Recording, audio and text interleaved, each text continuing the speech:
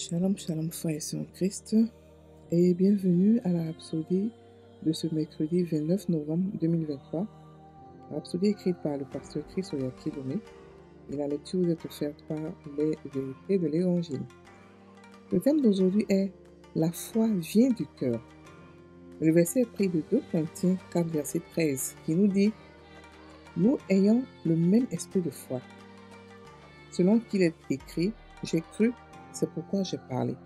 Nous aussi nous croyons, c'est pour cela que nous parlons. » Alléluia. Le pasteur Christ dit, il y a ceux qui se plaignent, je pensais que cette histoire de foi fonctionnait. Je crois en la parole pour ma santé, pourquoi alors ça ne marche pas? Pour de telles personnes, il se pourrait qu'elles aient seulement accepté mentalement la parole. Ce n'est pas ce qui fonctionne. La vraie foi vient du cœur. L'apôtre Paul, dans Romains 1, verset 16, nous dit que l'évangile de Jésus-Christ est la puissance de Dieu qui agit. En d'autres termes, il apporte ou provoque le salut pour tous ceux qui croient. Celui qui n'y croit pas ne peut pas en bénéficier et croire vient du cœur et non de la tête. Romains 10, verset 8 à 10. Cela est votre esprit. C'est votre esprit qui entre en contact avec Dieu. La foi n'est pas une réponse du cerveau ou du subconscient. Ce n'est pas une sorte de magie ou une formule, non. La foi est la réponse de l'esprit humain à la parole de Dieu. Dans Luc 6, versets 6 à 10, par exemple, lorsque Jésus rencontra un homme au bras desséché, alors qu'il enseignait dans une synagogue, il lui ordonna de tendre la main, ce qu'il fit, et sa main fut restaurée. Il était impossible que cet homme ait reçu un miracle.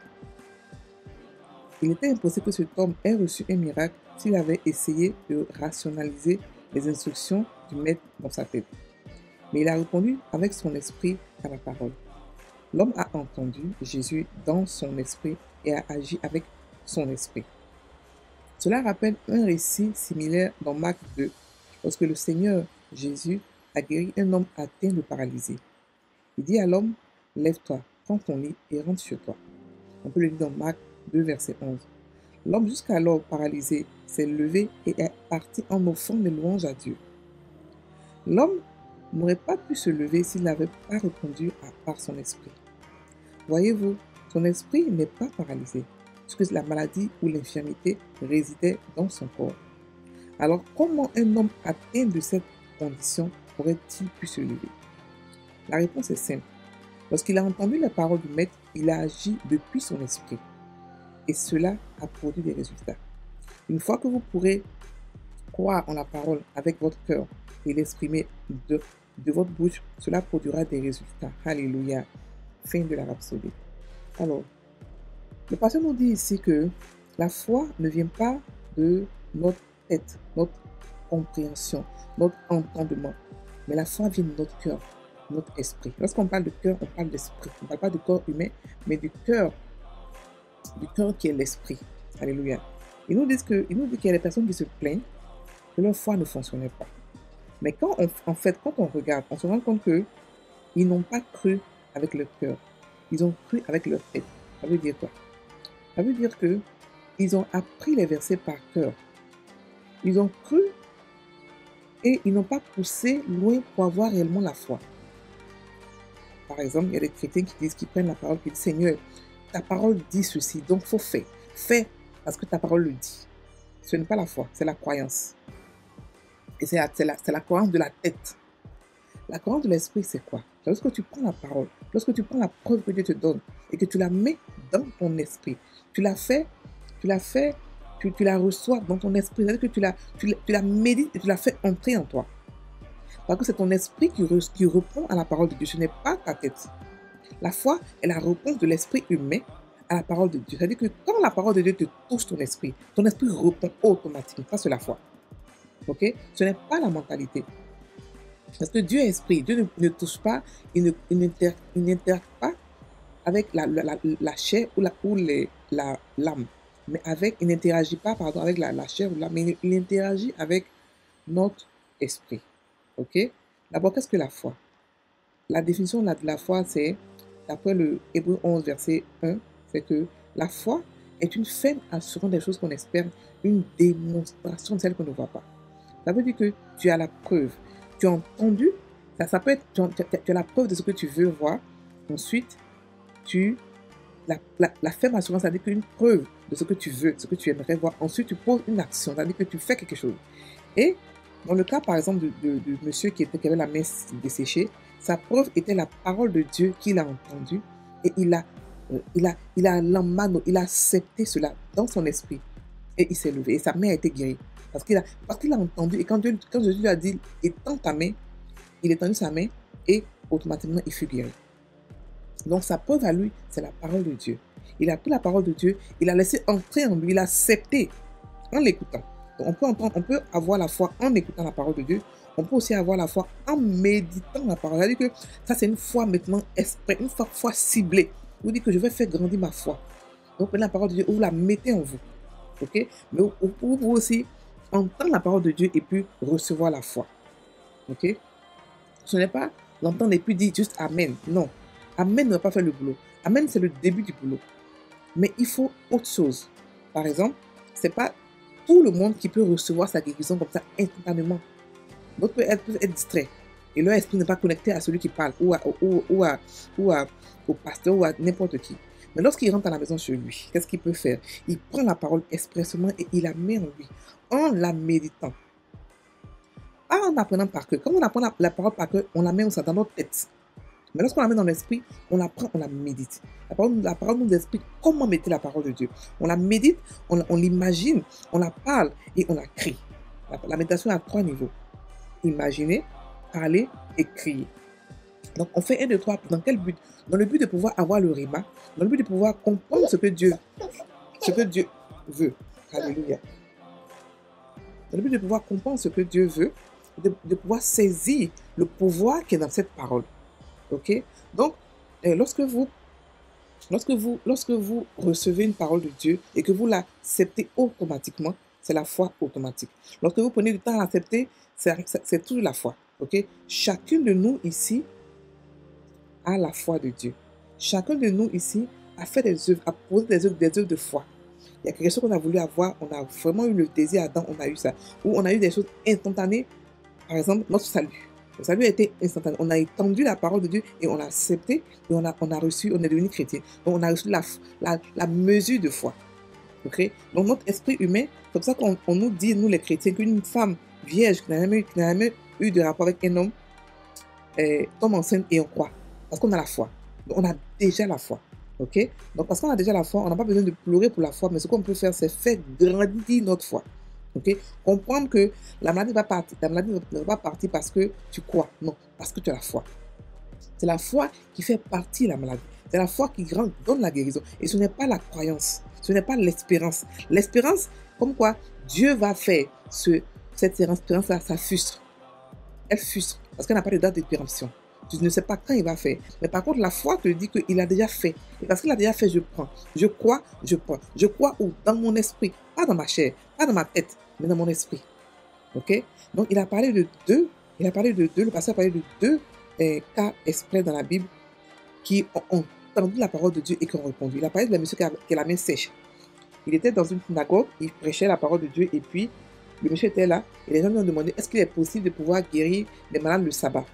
Et il a fait venir le monsieur devant tout le monde et il a guéri le monsieur. Il a démontré que la parole de Dieu travaille. Donc il a dit au monsieur étends ta main. D'abord, avant ça, il avait prêché. Donc le monsieur a dû recevoir la foi. Lorsqu'il a prêché, sa foi a commencé à bouger en lui. Et quand Jésus lui a dit étends ta main, il n'a pas hésité. Son esprit a pris, son esprit a rencontré la parole et son esprit a reçu. Et automatiquement, il a été guéri. Vous comprenez? Et le pasteur aussi a parlé du monsieur qui avait été guéri, le paralysé, qui était descendu dans la maison de Jésus par 4 personnes. Lorsqu'il est descendu là-bas, la Bible nous dit que Jésus a dit lève-toi, prends ton lit et va dans ta maison. Et il s'est levé, il est parti. Parce que il a reçu la guérison, la parole dans son esprit, pas dans sa tête. Si tu regardes, quand on regarde son corps ne pouvait pas, parce que son esprit était en bonne santé, mais son corps était malade. Il y avait un déphasage entre les deux. Donc il fallait que son esprit puisse être conscient que il est guéri pour que son corps puisse suivre. Vous comprenez? Vous comprenez que nous sommes esprit, que nous vivons en esprit. Donc, son esprit a entendu, son esprit a répondu, il a été guéri. Donc, la guérison est facile à obtenir, mes frères et sœurs. Ça se prend par la foi. Ça se prend par la foi, par la parole de Dieu qui est une preuve, qui est une semence incorruptible. Ça veut dire qu'elle marche toujours. Elle marche toujours. Pour ceux, par exemple, qui sont actuellement malades, qui veulent guérir, c'est pas compliqué. Prenez la parole de Dieu sur la guérison et méditez-la tous les jours. Ou si vous méditez, c'est trop compliqué pour vous, proclamez-la tout simplement. Proclamez, créez des paroles inspirées de Dieu et proclamez votre guérison. Proclamez votre santé divine. Parce que le chrétien a la santé divine et non la guérison. Proclamer. Ça veut dire qu'il y a tellement de bases pour proclamer notre santé divine. Par exemple, on a le temple de Dieu. La maison de Dieu est sainte. Et parce qu'on est saint, on ne peut pas avoir de maladie. De deux, on a la parole de Dieu. Et en tant que parole de Dieu qui est puissante, on ne peut pas aussi avoir de maladie. Donc, on a tellement de fondations sur lesquelles nous pouvons nous baser pour pouvoir guérir. La parole de Dieu, le Saint-Esprit qui habite en nous, le fait que nous sommes à Sion, le nom de Jésus qu'on a reçu, et la justice que nous sommes, la sainteté que nous sommes, il y a l'amour que nous sommes. Il y a plein de bases pour lesquelles nous pouvons nous asseoir pour pouvoir recevoir notre guérison tous les jours. C'est pour ça que la parole de Dieu nous dit que la guérison est le pain des enfants. Ça veut dire que n'importe quel bébé chrétien peut avoir la guérison, ou même peut guérir des malades. Parce que ce n'est pas quelque chose de difficile à obtenir. Mais parce que le chrétien ne sait pas, l'ignorance qui fait que beaucoup de chrétiens meurent par cancer, par toutes sortes de maladies. Mais on a en nous un guérisseur, le Saint-Esprit qui est en nous. Et on a aussi reçu la foi à la manière de Dieu, qui fait qu'on peut recevoir de Dieu, on peut croire tout ce que Dieu nous dit sans discussion. Et recevoir ce que la parole nous donne, recevoir le secret que la parole dévoile, mais sans discussion. Ok? Donc, le passage ici nous explique que la foi vient du cœur et non de l'esprit. C'est pas mauvais de pouvoir apprendre les versets par cœur, c'est pas mauvais. Mais de comprendre qu'après cet apprentissage de par cœur, il y a quelque chose au-delà de cela. C'est-à-dire que prendre le verset et le mettre dans son esprit, mais pas seulement dans sa tête, mais aussi dans son esprit. Parce que c'est l'esprit qui sait répondre à Dieu. Parce qu'on est esprit. L'esprit qui sait interagir avec Dieu et pas le corps. Le corps, il est humain. Il est juste sur la terre ici. Il est juste temporaire. Mais par contre, l'esprit, c'est lui qui est avec Dieu. C'est lui qui est uni avec Dieu. Donc, c'est lui qui reçoit de Dieu toutes les informations. C'est lui qui donne à la chair pour que la chair puisse comprendre cela. Donc, on ne répond pas à la parole de Dieu dans la chair. On ne raisonne pas. On ne dit pas, mais est-ce que, mais pourquoi, mais comment? Si ceux-là, ils avaient raisonné, les deux qui ont été guéris, le paralytique, plus le monsieur à la main sèche, ils n'allaient jamais recevoir leur guérison. Parce qu'ils étaient, quand tu vois leur corps, le monsieur, on dit il avait la main sèche. Ça veut dire que sa main était toute petite, toute casse, toute collée. Il n'y a plus de vie dans la main. Mais il dit au monsieur, lève-toi et tends ta main. Comme s'il ne voyait pas que le monsieur avait la main sèche. Si le monsieur avait dit, mais Seigneur, tu ne vois pas que ta main est sèche, il n'a pas reçu sa guérison. Non, mais il a compris que son âme, il a compris que Dieu parle à son esprit et pas à son âme. Et il a réagi, il a reçu sa guérison. Vous comprenez? Donc ce n'est pas au corps que Dieu parle lorsqu'on dit qu'on est guéri. C'est pour ça que même quand on ressent la douleur, on continue d'affirmer qu'on est guéri parce que le corps réagit, le corps suit l'esprit. Et quand l'esprit a compris, quand l'esprit a saisi ce qu'il est, rien ne peut l'arrêter de guérir. Absolument rien. Ok? Donc, on ne croit pas avec sa tête, avec son corps. Et c'est pas la méditation, c'est en entendant les prédications, dans les proclamations qu'on entend, qu'on reçoit, et on reçoit, qu'on capte le réma et qu'on reçoit la guérison. Ok? Qu'on reçoit n'importe quelle chose. Alléluia. On va maintenant prendre la confession. Je réponds à la parole depuis mon esprit. Je suis convaincu par la parole que je suis un vainqueur et un succès en Jésus-Christ. Je marche dans la santé, la prospérité et la victoire. Je suis ce que Dieu dit que je suis. Je possède ce que Dieu dit que je possède. Je peux faire ce que Dieu dit que je peux faire. Alléluia. Frères et sœurs en Christ, passez une bonne journée. Soyez bénis. On se retrouve demain la Rhapsodie.